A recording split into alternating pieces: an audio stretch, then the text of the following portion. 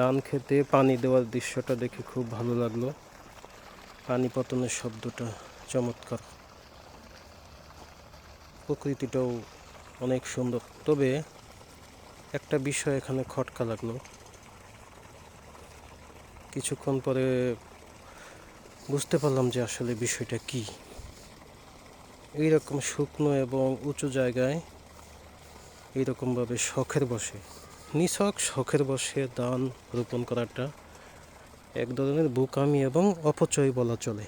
কারণ এখানে পানি বেশিক্ষণ থাকে না, সারাটা দিনই প্রায় মোটর চালু দিয়ে রাখতে হয়, মোটর চালু দিয়ে এখানে সেচের ব্যবস্থা করতে হয়। এতে করে যে পরিমাণ বিদ্যুৎ বিল হবে, মনে হয় ধান বিক্রি করে সেই বিদ্যুৎ বিলের টাকা শোধ করতে হবে। তাছাড়া এখানে গত বছর সরিষা চাষ করা হয়েছিল।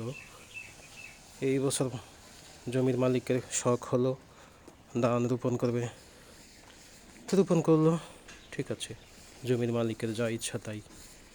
তবে আমার কাছে বিষয়গুলো একটু ভালো লাগে না, এই কারণেই যে সারাটা দিন মোটর দিয়ে পানি তুলতে হবে, এতে ভূগর্ভস্থ পানির একটা বিরাট অপচয় হবে।